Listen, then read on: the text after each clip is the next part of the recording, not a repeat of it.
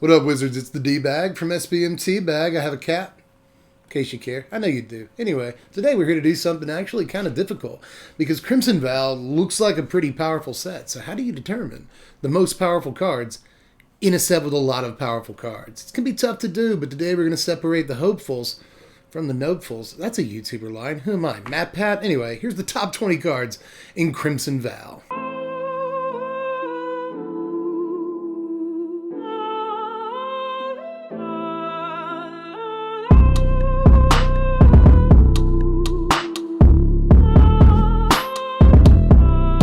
And we're back. Flashy intro. Remember to like and subscribe so I can do some more fancy editing in my free time. I don't know. You're not here for self-promotion. You're here to look at some cards. Let's do that. Let's start with some honorable mentions and fly through those, because we have a lot of cards to talk about and kind of a lot to talk about in each individual entry. And we can't be here all day. You have things to do. I respect that. So let's go ahead and talk about some honorable mentions. And I guess I'll start with the lands. These lands are probably legitimately the best cards in the set. Seriously, they facilitate a lot in a lot of different formats. Commander, Standard, Historic, whatever. Good lands, but they're super boring picks for the list. The same thing is true of all the good removal in the set. If I were to put spots for like a Braid and Circle of Confinement, that's a good removal spell. Hero's Downfall is back. What is it? Path of Peril? Something like that. The 3-mana black sweeper that can also be a 6-mana sweeper. That's a fine magic card right there. By invitation only, a really powerful sweeper that does some stuff that other sweepers can't do. There's a lot of good removal in this set, and I can't devote a slot to every one. We'll just do a top 50. We used to do a top 50. What happened to that? But anyway, there's some other cards that maybe you didn't see coming as much because, removal's powerful. You know the lands are powerful. But what about Undead Butler? Lurch is one of my favorite cards in the set, low-key, but I don't know how, powerful it actually is. But it facilitates a whole lot of stuff that I want to do, so I like the card. I also really like this new Ajani's Primate that we got, but it kind of goes in exactly 2 decks, and I'm not sure that it pushes those decks into the upper echelons of standard playability. It's not going to put mono-white life gain or black-white clerics. And in a lot of ways, I fail to see the difference between those two posts. But I don't think it's going to push those decks into tier 1 viability, but it's going to be a really good card for those, so check that out. And also Wash Away. Potentially maybe the best cancel of all time in a lot of situations. You don't see the power of this card. You're not playing Magic, I guess. For 1 blue mana, this is going to do a lot for you, but on the floor, it's also just cancel, and that's really good. But how stupid would it be? Number 8, cancel. I wouldn't like that, so let's relegate it to the honorable mentions. That's all of them. So let's get ready to start the list. Are you ready? I'm ready. Number 20 is Hamlet Vanguard. I just kind of like the name of this card. I like to call him Hamburger. Amsterdam, Alexander Hamilton. It's got a fun name, but whether it's to be or not to be, I've already done that joke this previous season. I got to come up with more material. Anyway, I'm not sure whether the card is actually super good, because in some ways it's just a vanilla guy. It's French vanilla. It's got Ward. I really like this guy.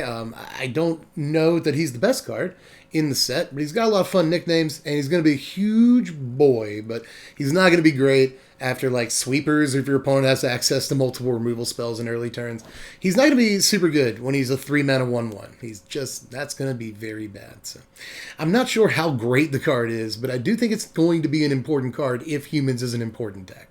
Number 19 is Graph Reaver. Just while we're on creatures that are a pile of stats for a low mana cost, it's a pretty good one that'll help out zombies and just mono-black aggro decks in general. This will help us stand up to multiple things in the format, this is just a lot of damage for a very low cost. That's pretty good in general, but this will help us stand up to the pack leaders of the world and the Luminarch aspirants when we're on the draw. So I kind of love that about it. We aren't going to get outstatted as early as we used to in both zombies and mono black. So that's kind of nice. And I really don't care that it pings us for damage every turn. It's worth that for a 2-mana 3/3 in black. And sometimes it's going to just snipe a Planeswalker too. And sometimes it's going to be a sack outlet for your Eye Twitch, your Shambling Gas, whatever. So a lot of cool stuff this card does. And even though it too is just it's stats for a mana cost, it's good enough to get a mention. Number 18 is Giralf. Oh my god, this card actually does something. It's unlike the last couple of things we've looked at. This is a really, really sweet card. I think it's an awesome commander for both, the normal EDH format, but also Brawl. I think it's going to be really fun in Brawl. But is it worth it in Standard? I don't know, maybe, you know, if zombies is a real deck, this is a good way to, like, kind of give you some late game reach. You draw your giraffe, you play it, all your zombies fly, and you come over the top for this huge win. Like, it could work out that way, but in the meantime, if you untap with a giraffe and he's not summoning sick anymore, then suddenly he kind of gives this replacement effect on all of your creatures at instant speed, which I think is really cool, you know. They kind of have to point removal at giraffe, and they very likely will. But if they point removal at anything else, or maybe something goes wrong in combat, you can just trade one of your dudes in for a reasonably sized creature most of the time. That's a really valuable ability to have at not sorcery speed. So just a really sweet dude here, but is it impactful enough for standard? I'm not quite sure, but a really awesome guy. I'm not sure there's a deck for giraffe on day one, but I'm pretty sure we can piece something together. You see what I did there? Anyway, number 17 is Olivia. Is this card actually good? I mean, it's 6 mana is a lot. That's what's really holding me back here. But when you really look at the text box, fine text box. Good looking lady here, right? Like, I don't love the stats for how much you're paying, but this is almost always going to come with some other huge thing, which is like pretty nice, right? Like, you can't really think that you're paying 6 mana for a 3 power creature. You're probably actually paying 6 mana for like 10 power if you're doing this right. So this could simultaneously be one of the best reanimation targets and one of the best reanimation spells in standard, which is a good, that's good. And one way or the other, it's a really sweet commander. So it's got that going for it too, but you could say that about a lot of legends. Like Edgar, for instance, I figured I'd put these two together on the list. Edgar is number 16, and I do think that in some ways it slightly edges out Olivia. I like Olivia's, like, this has a lot of value on the turn that you play it. I love the angle of the card. I love that it's a reanimation target. There's so many things that I can see why Edgar would marry Olivia, because that's a sweet looking magic card right there. But as far as Edgar goes, I can see why Olivia wanted to scheme this wedding together too, because this is a handsome man here, not just in terms of physical attractiveness, but again, you look at that text box, it's all about the personality here. There's a lot of cool stuff that this thing does. I love that when it dies, so long as it's not exiled, then suddenly it becomes a creature factory. At least you get a 1/1 lifelinker every turn. Flavor's on point there. I love the flavor of this card. But anyway, you get a 1/1 lifelinker every single turn. This should have been Dracula, right? Isn't Dracula Sorin in the Bram Stoker skins that they're doing for this set? I feel like this could have been Count Dracula. But I'm getting off topic here. Either way, I like that this is a creature factory that makes lifelink dudes. It comes back eventually. It's an anthem for vampires. It's a lot of the things that I kind of wanted out of the vampires deck. Is 4 mana a little bit too much? Maybe. But if we ever get around to playing mid-range in standard again, then this is a really, really sweet card. So here's hoping. But you know who I like better than the last couple of vampires? Most of the other vampires in the set. So much that I'm just going to cheat on this entry and say vampires. I like Anya. I think Anya is really, really cool. That's a sweet magic card right there. The ability to come down and immediately translate into damage at your opponent's face. It's like something I really like. Cashing in blood tokens, cashing in creatures, getting, you know, value from sacrificing them, getting through with some guys in combat, and then finishing the game off by sacrificing a couple of things if you have the open mana. So I think Anya is actually really sweet. I don't know why more people aren't talking about that card. But there's also Harvester, the 2-drop removal spell with good stats. A 2 mana 3/2 that gets you a blood token and can be a removal spell. Yeah, that's a really good card. There's also Dominating Vampire, which almost made the sleepers list, but I wanted to talk about it here. I think this is a really good card against, you know, mono green, mono white. I think this really helps you win those matchups. Just a fantastic card there. And I wish more people were talking about it. But there's also Welcoming Vampire, which probably doesn't go in any of the vampire decks that I've talked about yet, except for maybe the Edgar decks.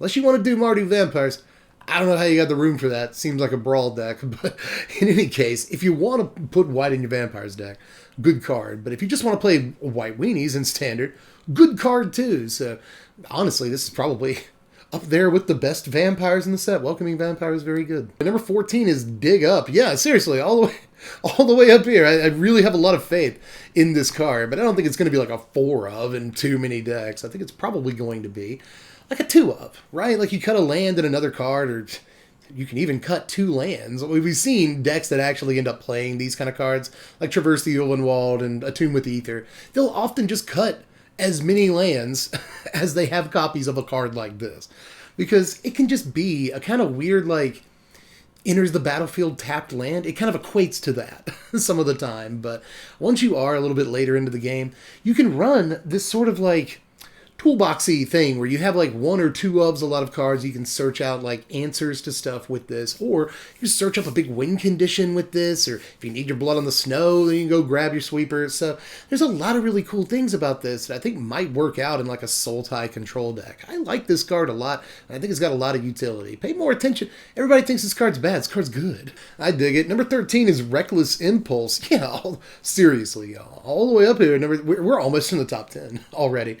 And this card is present. I think this card actually almost made the top 10. I had to stop myself because it's an uncommon. It draws 2 cards. How good is it really? Amazing. It's the answer to that question. It's just really stupid that right in between light up the stages 2 modes exists again in standard. And this helps out a lot of decks, whether it be a mono red deck or even the Boros aggro deck might want a card draw piece like this rather than a card like Showdown of the Skulls. In a lot of ways, this is just half of a Showdown of the Skulls. It doesn't put counters on your creatures, but the best thing about Showdown is the 4 cards all at one time. And again, only paying 2 mana. And actually, imagine this, having mana left to play some of the spells. After you cast this spell, with Showdown, that very rarely happens the same turn you play Showdown. So, unless you Showdown on 5, that happens sometimes. But still, very, very good Magic card. 2 mana, 2 cards, good. I know you're not actually drawing them, but you have until the end of your next turn to play them. So a lot of aggressive decks, whether it's mono red, Boros, red blue, and there's a lot of variants of like red blue spells that might want a thing like this. You can tell I'm excited. 2 mana for 2 cards is good. You heard it here first, and probably a lot of other places, to be honest, because that's not actually like the hottest of takes. It's 2 mana for 2 cards good should be like day 1 stuff. But hey, another day 1 lesson for you. Cheap creatures with keyword abilities that also draw cards when they enter the battlefield, also good, just in case you need this refresher. Number 12 is Wandering Mind. This is not only just a sick card, like obviously a very good Magic card, but it slots directly into probably the best deck in Standard. Now, I'm not sure that Izzet actually wants to play this, but I know for sure, definitely, that Izzet's going to test at least 2 copies of this in the first couple of weeks of the format, see how it works out. And it's either going to go down to 0 or it's going to go up to 4 because the card is just unbelievable. I've seen a bunch of people say, like, who wants a 2-1 flyer? Me. I think a 2-1 flyer is actually really good, whether you're like blocking stuff in the early game, you're blocking gold spans or whatever, or you're taking extra turns. I mean, the 1-1 birds are good off of Alrund's Epiphany. They add up when you get to take 3 turns in a row. This 2-1 flyer is going to add up too. So I don't know. There's a lot that I like about this, whether it's on offense or defense. It helps you find your epiphanies, your counter spells, your removal spells, your sweepers, your card draw. Like, this is just a sick creature to be printing right now. Even if Izzet wasn't one of the best decks in the format, it would still be a dumb creature. So just pay attention. Wandering Minds. This is another one I had to stop myself. This was almost in the top 5, y'all. But it's an uncommon, and it's number 12. I think it's easily one of the best cards in the set. I'm riled up for this one, aren't I? Number 11 is Hullbreaker Horror. How are you all the way up here? This seems like a number 19 or 18 kind of thing, right? But maybe I should have reordered the list. No, I'm sticking with it. Hullbreaker Horror actually is maybe, in a vacuum, mana cost, just throw mana cost out the window. When you just look at the text box of a Magic card, maybe the most powerful card in the set. Look what this card does. Like, once it's out, it's going to be really difficult to lose the game. It plays well with or against Leers, by the way, because now you can counter spells. So that's very nice whether you have one or your opponent has one. So I like that. You're not really countering the spell, you're just bouncing them. But, Divide by Zero is a good spell in this format. It's so good that you played in best of 3, even though lessons are bad. So this just gets to Divide by Zero everything. And I love that. It can also bounce itself if it's in any real trouble, and that's nice. Just if you have extra spells to cast and you're a blue deck, you should have some cards in your hand, bub. This is just dumb. It's a dumb card. And like anyone will tell you that's played a blue deck in the last like 6 months here. You get to a lot of turns where you have like 11 mana, like 4 cards in your hand. Like we play strange Magic nowadays. But I don't know. It just seems to happen all the time on Arena now, where I have like 8 mana and 4 treasures and a gold spin. I can make all the mana I want. So on those turns, like maybe this would be a little bit win more, so it doesn't go in those decks. But in any case, like even the hardline control decks, the Dimir control decks, the blue-white control decks, they'll get to board states where they have 12, 13 mana out and nothing to do with it. So this gives you an awful lot to do with all of your mana and all the spells in your hand and stuff. And I just have a really hard time seeing how you lose a game of Magic when you have this card on a table and spells in your hand. So with that in mind, it's probably one of the best spells or cards in the entire set. And I think it's probably in the vein of like Pearl Lake Ancients and these other like huge flash control finisher things, Lockmere Serpent and stuff. I think it might be like legitimately the best one they've ever printed. So take notice. Number 10 is Ulvenwald Oddity. Just how do we get... We brought it all the way back to a pile of stats to start the top 10. But I think this pile of stats is actually really, really relevant. And people, I think, aren't taking enough notice of this. It was almost on the sweepers list, but I think there's been just enough talk about how good this card is that it needs to be on the main list. And I think it's just so obviously good. It's not Questing Beast, but it doesn't have to be Questing Beast. And how many times did we bemoan the fact that the Questing Beast doesn't have Trample? This does, and Trample is a really important ability in today's meta against mono white decks and decks that have those like nerdy little, chump blockers in mono black and like Blood on the Snow builds. So Trample is such an important ability, and Haste is too, especially when you're on the play. And like your first few turns with like Reckless Stormseeker into this guy, into a Goldspan Dragon, you can do so much haste damage on the play or the draw for that matter. That a card like this is actually very nice to like support Essica's Chariot. And I wouldn't be surprised. This is a take. Get ready for the spice. I wouldn't be surprised if you saw this go up to like a 4 of and Essica's Chariot go down to a 2 of in very aggressive like mono green decks or Gruul decks and stuff. I think that the ability that this gives you to sort of go underneath the Alrund's Epiphany players more than you can with a card like Essica's Chariot. Much more than you can, especially, again, if you're on the draw against Epiphany. I feel like this is just a million times faster than a card like Chariot. So, again, this will help you go underneath against those decks, and I think that is worth a freaking lot. So this is one of the best cards in the set. Number 9 is Sorin. Again, you're all the way up here. I just think this is a really strong Planeswalker, though. And even though it reads like a normal Planeswalker, right? Like, +1 card advantage. Plus the minus is make a creature. Okay. Like, the ultimate is win the game in most situations. Like, okay, standard, normal Planeswalker. That's good. It's actually really good. And again, this slots into a lot of stuff, whether it's like the Golgari mid-range decks, the black-white Blood on the Snow decks, the mono-black mid-range or control decks, really. This slots into every single one of them, and I think goes really well on curve with like Lull, Professor Onyx, or Blood on the Snow, whatever. So just a very nice card. Even if you just go like this, again, in those Golgari decks, like this into Renin 7, it seems very strong. So I don't know. I do like this card a good bit, even if it's just kind of like, hey, you're a Planeswalker. This is how they make those. It's a little boring, to be honest, but I think it's definitely utility enough that it's going to show up in a bunch of stuff. So, Sorin, you're pretty much what I wanted. You're not Count Dracula. You're not that, but you're pretty much what I wanted out of you. So good job, buddy. Number 8 is Jacob Hawkins. Somehow, I'm willing to believe this card is actually very good. I feel like I've done a lot of poo-pooing on this card so far this spoiler season, but honestly, even if it's just like 2 mana draw a card, that's fine. That's a good card, good Magic card. I know it's not 2 mana draw a card. You have to put a card into the exile zone where you'll probably never see it again.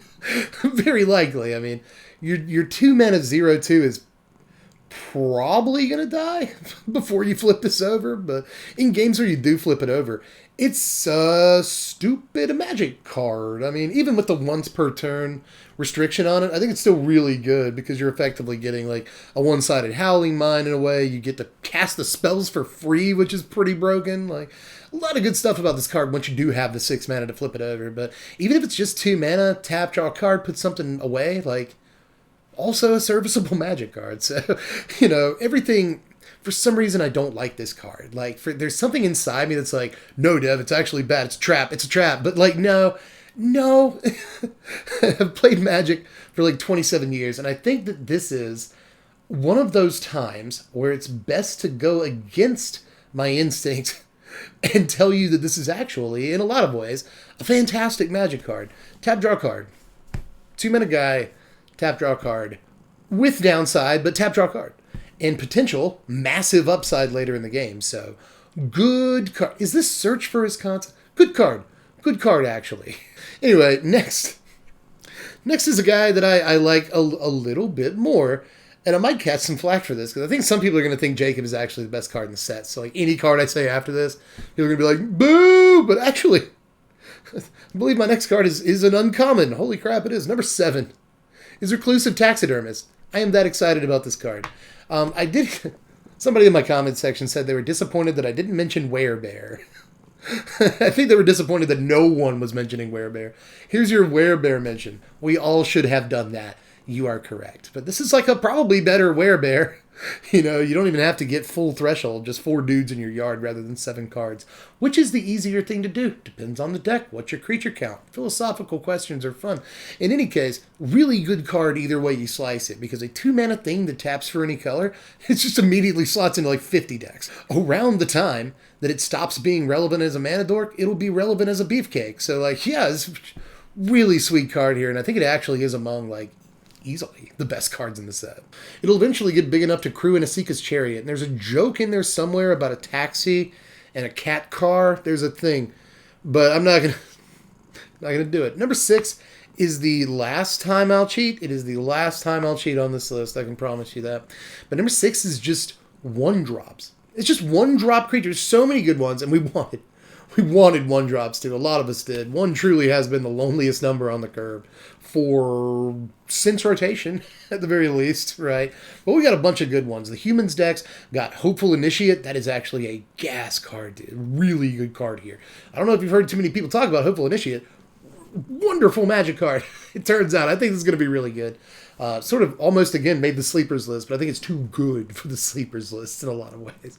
But there's also Allenbach Escort, another great card for the Humans deck. Aside from Hamlet Vanguard, it's these last 2 cards that made me think Humans might actually be real. These cards are great for Humans, but aside from Humans, we also got, what is it, Voldaren Epicure, like sort of a vampire Thraben Inspector, sort of, that in some ways is going to even be better than Thraben Inspector, in a lot of ways worse, but in some ways better in like aggro decks and burn decks and stuff. Aside from that, we also got Ascendant Pack Leader, which could be like in the top 3 just by itself, depending on who was making this list, but it definitely pushes the prevalence of the 1-drops entry way up here into the top 10, but this is probably the card that a lot of people were waiting on the most. Helps out mono green so they get to start playing Magic on turn 1. They weren't able to do that beforehand.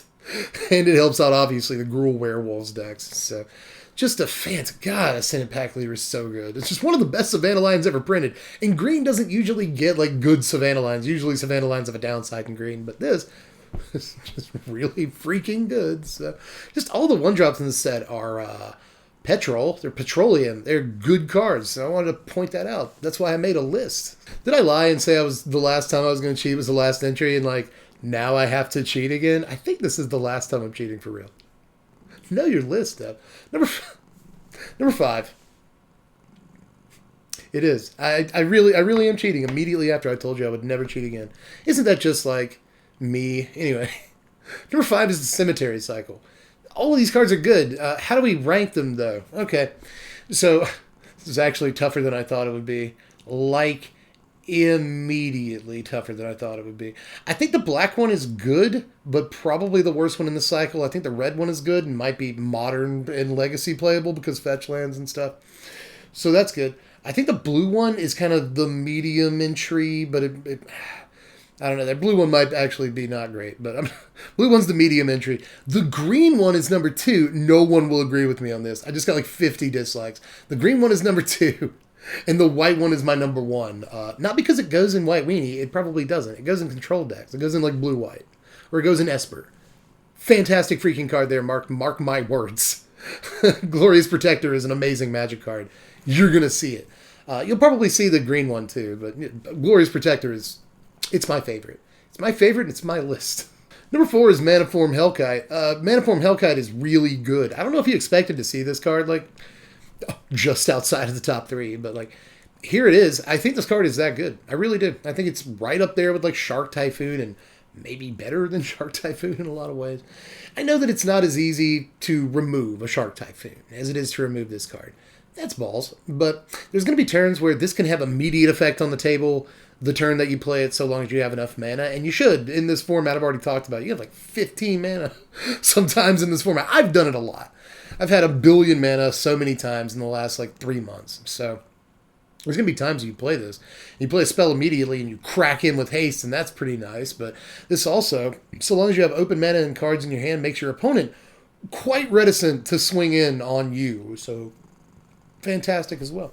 If you wait until your opponent's in step and then play spells, you get the guys and you get to swing with them. So that's pretty good. You can like do it on your opponent's turn and at least get one shot in with the creatures that you got. I didn't think that worked originally. Don't come for me. Apparently that absolutely works. So that's good. There's a lot of really cool things about this card. I mean, we keep getting these amazing 4-mana 4/4 dragons. I thought Leyline Tyrant was good. It's not. So there's that. It turns out that Moonveil Regent was very good. I was right about that one, so that made me feel good. And I hope I go 2 for 3 on this one. Because I think this is actually a marvelous, wonderful, delightful Magic card to have down on your side of the table. Number 3 is Dahlia. It's Dahlia at number 3. I think this will do a lot to combat the Epiphany decks, and that's going to matter for the mono-white matchups. And the green-white matchups, right, Selesnya Humans. Yeah, the actual best card for Selesnya Humans, if we're being serious, is Dahlia. So slots into a few decks on day one, and obviously is good. Do I have to prove to you that Dahlia is a good Magic card? I have seen people on social media be like, "Well, all this really does is back removal up by a turn." Like, yeah, that's really good. I don't know. You've been playing Magic, right? Like, Thalia's been a staple card in multiple old school formats since her debut. Years, literal years. So, Thalia, good. What insightful analysis. I've been pretty jacked for this list so far because I like this set. I like Innistrad. I like a lot of these cards. They seem both fun and competitively viable, which is something you don't often get both at the same time. But at the same time, I have to bring the hype train to a halt because Alchemist Gambit is a card I have to talk about, and it's the number 2 card in the set. If they ban Alrund's Epiphany, this is the replacement, and it's still really good. You don't get the birds. You can't foretell it. I roll. Just I roll because, like, it's still take an extra turn for 7 mana. And, like, I don't know. I've made this point already this spoiler season, but I'll throw this out here really quickly. How many games have you played with Blue-Red Dragons if you play Blue-Red Dragons? How many games of Blue-Red Dragons or Blue-Red Epiphany have you played where if you just had like 5 mana, take an extra turn, you can win the game immediately? All the time. It happens constantly. But like, oh, I never made it to the 6th mana to cast my Alrund's Epiphany. Well, you don't have to worry about that anymore. Sometimes you can just win the game on 5 mana. So that's... Or 4 mana, you know. Like, just a very stupid card. It's a stupid card to exist. These Epiphany decks now have access to 8 Time Walks, and they'll probably only play like 6. You might play like a 2 of this card, but it will see play in the best deck in the format, and once the best card in the format is banned, once that eventually almost certainly happens, it's like it won't even have happened because we'll still have access to this card. So, very smooth move, Wizards. Let's acknowledge how good the card is. It's number 2 on my list. So what's number 1? What's better than that? I would imagine you've called it so far because I haven't said this card's name. It's been conspicuously absent. But number 1 is Overcharged Amalgam. I really think that this is possibly in multiple formats because Historic is a format. The best card in the set for a lot of reasons. I mean, the creature type, if nothing else, is relevant, but a 4 mana can exploit itself. It can exploit itself. So it can just be a 4 mana counter that also stifles, like counter a triggered ability or an activated ability, which is always, trust me, I'm going to say this one time, but I'm going to emphasize it a lot, always way better than you think it is. Stifle is an unbelievable card to have access to in most metas. So never discount. People are just like, it's a trash line of text. No, it's a very good line of text. But it's a 4-mana counterspell that counters just about any game action, which is pretty good. But it's also a 3/3 flyer with flash. That's sick. That's a sick Magic card.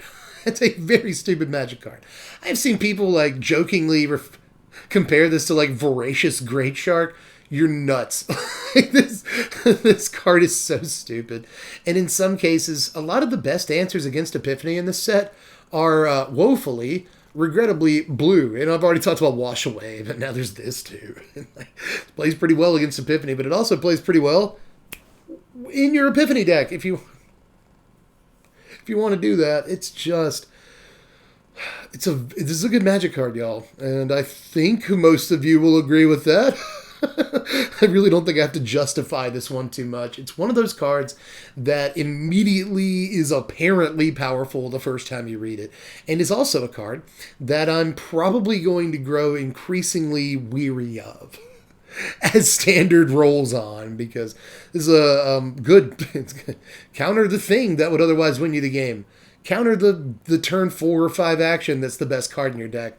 Also 3/3 flyer. Just, it's good. So I, for one, welcome our new Tempo Overlords. It's a good Magic card. Can we agree on that? I think it is the best card in the set. I know at 4 mana, a lot of people think they're being overcharged for this card, but trust me, 4 mana is just right. Honestly, this card could cost the same as Voracious Great Shark and still be like a lot better than Voracious Great Shark. So stop doing that comparison. It's not even in the same stratosphere. Just really fantastic card. It's too good. I'm annoyed by it. Looking at it, I am annoyed by the prospect of playing against this card. But anyway, that's an extra bit of bonus content. Ran about how much I actually hate the card.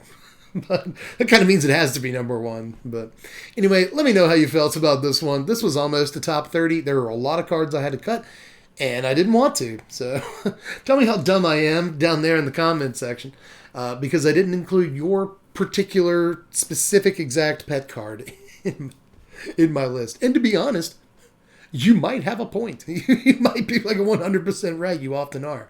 You're very smart. Very intelligent, the audience I've cultivated. And often, you just completely blow me out down there. So do that. Enjoy doing that down there. And then like the video. Even if you hated some of my takes, just like it, because you got a chance to just dust somebody in the comment section. Some know-nothing hammy content creator. Look at this jerk with his stupid hair, fat guy doing some kind of act. Hey, what a D. Like, just give it to me. Don't say all that stuff. But if you felt that way about me, first of all, ouch. But also, like the video anyway. That would really do me a lot of favors. You would like to continue hate watching me, wouldn't you? You would. You like me in that way. We're friends like that. But anyway, subscribe to the channel. I need more subs, sandwiches. I need some more.